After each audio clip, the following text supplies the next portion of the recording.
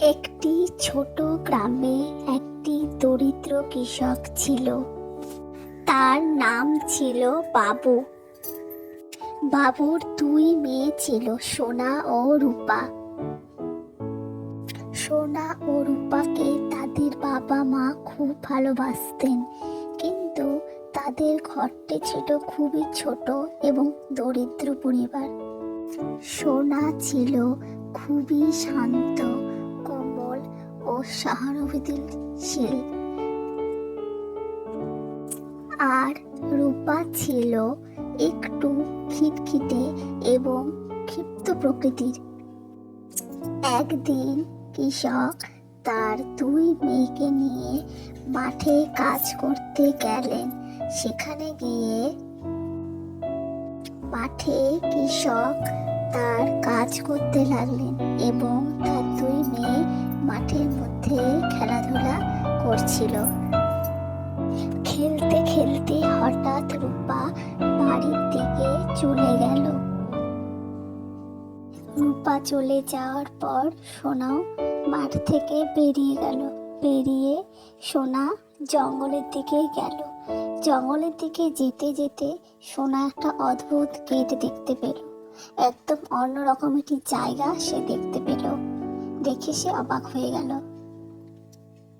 সোনা গেটের ভিতর ঢুকে গেল। ঢুকে একটা অন্যরকম মুগ্ধকর পরিবেশে চলে আসলো। সেই পরিবেশ দেখে সোনার খুবই ভালো লাগছিল। সে হাঁটতে হাঁটতে অন্যদিকে যাচ্ছিল। সোনা হাঁটতে হাঁটতে একটি ঝর্ণার কাছে এলো। তার প্রচন্ড তেষ্টা পেয়েছিল, তাই জল খেতে নিল। যেমনি জল খেতে নিল, অমনি তার সামনে একটি পরী এসে হাজির হলো। তাকে বলল, তুমি কেন এখানে এসেছো? সোনা বলল, আমি শুধু পানি পান করতে এসেছিলাম।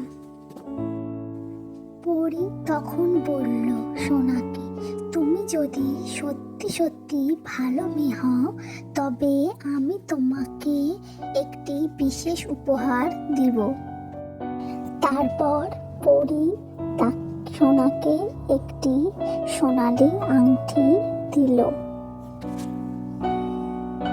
পরী সোনার আংটিটা দিয়ে সেখান থেকে চলে গেল এবং সোনাও বাড়ির পথে রওনা দিল। সোনা রূপাকে সোনার আংটিটা দেখানোর জন্য দৌড়ে রূপার কাছে এলো। সোনা রূপাকে আংটি দেখিয়ে বলল, এটা আমাকে একটা পরী দিয়েছে। সোনা রূপাকে বলল, তুমি চলে যাওয়ার পর আমি জঙ্গলের দিকে গিয়ে একটা অদ্ভুত দরজা দেখতে পেয়েছিলাম। সেখানে ঢুকেছিলাম। সেখানের পরিবেশ একদমই অদ্ভুত। সেখানে একটা ঝর্ণা দেখতে পেয়েছিলাম। ঝর্ণার জল খেতে গিয়ে একটা পরী বেরিয়ে আসে। সেই পরী আমাকে এই আংটিটাও দিল উপহার হিসাবে।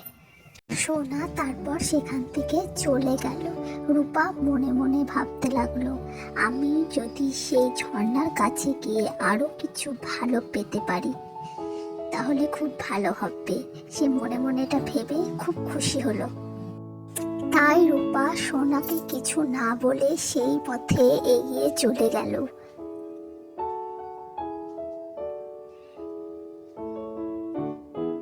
রূপা যখন ঝর্ণার কাছে গিয়ে পৌঁছালো, এবং বলল যে, আমি এখানে এসেছি, আমাকে কিছু উপহার দিবেন?